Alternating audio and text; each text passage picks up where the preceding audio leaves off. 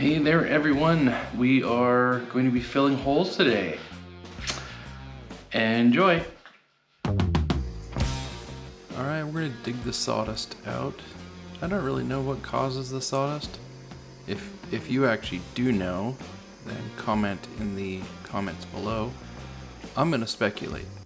I think it is the droppings of bugs that have gone in there and have eaten their way through, and that's what they leave behind because it has to go through them.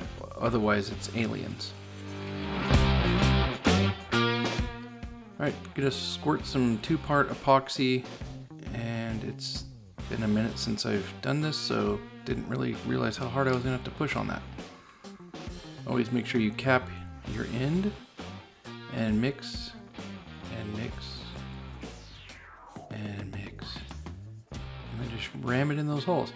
Now, I don't really know how far into those holes this stuff's going to go, but I have a feeling gravity's going to take over, and I'm probably going to have to do this more than once. And there's another batch.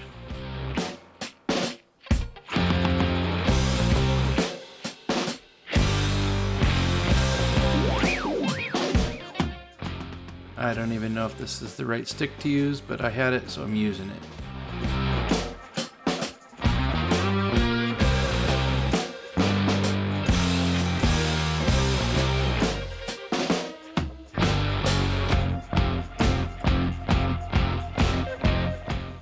I think this is the 4th batch to fill these voids.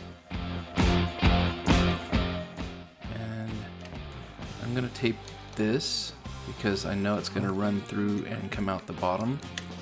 I got this 20 mil tape that seems to stick real well to wood and everything else you put on it, or put it on. Epoxy doesn't stick to it very well, so it makes it real easy to use for this process. Taping up the bottom of all the big cracks, because I do want to fill those all the way up for the strength of the piece, more so than decoration. I'll trim off a little bit of excess sticking up just so it's not in my way, and then make sure that that thing gets completely dammed off. 2-part epoxy, a couple of tools. I've marked the vessel with even marks for 2 parts, a little bit more there. And then I use a power mixer. You can use whatever you want. This works well for me. Make sure that the power mixer gets to the edges and do it thoroughly. I'm just using a foam brush because, I saw somebody else do it. Thought, man, that's probably a good idea.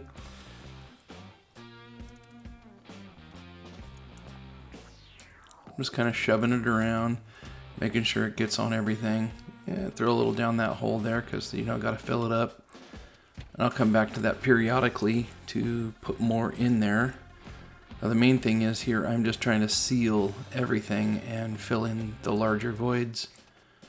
And I can come back later and do another coat over the top of this to, I don't know, I think they call it a flood coat, because you're going to put a lot more on there. Now I'm just trying to fill that hole up. In that hole. A little more in that hole. And then just pop all the bubbles with I'm using a heat gun. I guess you could use a propane torch, but they won't let me have one of those.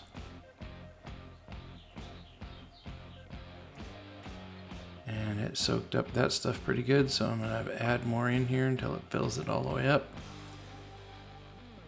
And then I'll do a final drizzle. I did let that sit overnight and dry, so this is a new drizzle on top. And just kind of connect all the drizzles.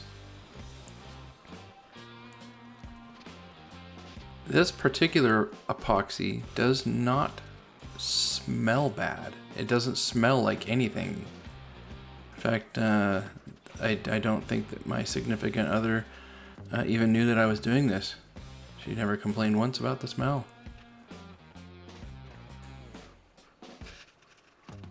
going around all the edges to make sure that my foam brush doesn't... I'm listening for stuff in that. I'm listening for it to catch.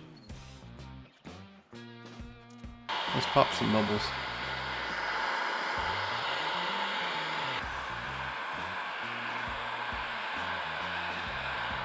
Gotta go over the whole entire thing with the heat gun. I think I got it set to like 700 degrees, so it's like a torch. Pretty close. You'll notice that little spot in the middle is kind of starting to fill in. And we'll try to feather it in and... Oh, it's dry. Shoot, that was quick. You know, it might take longer for you. Uh-oh. It looks like there's some unnatural looking highlights. Back to the router sled. We're gonna have to trim all that back off again. I guess you could look at this as, wow, this was a lot of work and I failed. Or you could look at it like, this gives me an opportunity to do it even better. So that's what we're gonna do. We're gonna rip all this stuff off and do it better.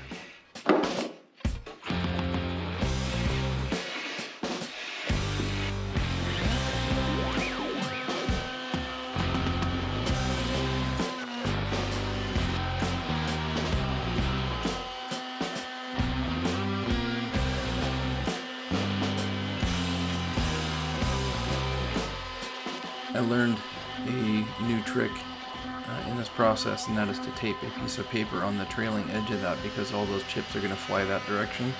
And if you have paper on it, they only hit the paper and pretty much fall to the ground. So that was something cool I learned.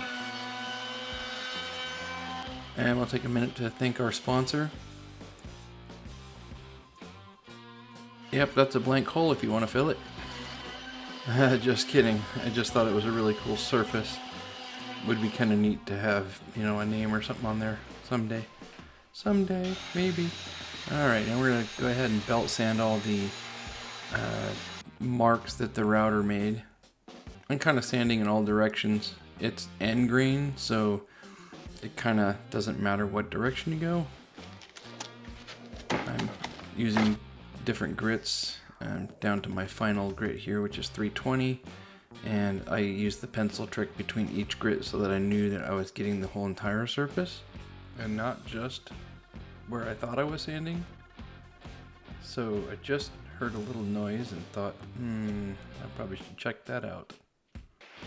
You're not happy, are you? She doesn't like being held.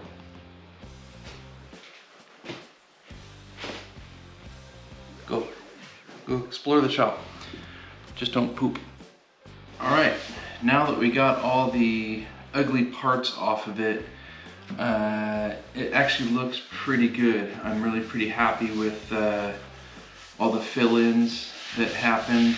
I'm alright with some of the imperfections because my customer said she wanted to retain some of the character of the wood. So basically what we did is just took care of the real severe areas. It's gonna end up being a pretty nice little tabletop. Yeah. Thanks for watching. Appreciate your staying as far as you did. As always, very cool that you're here. If you want to see the next video, go here. If you want to see another video, go here. And if you're enjoying the content and would like to like the channel, go here. And until next time, guys, thanks for watching.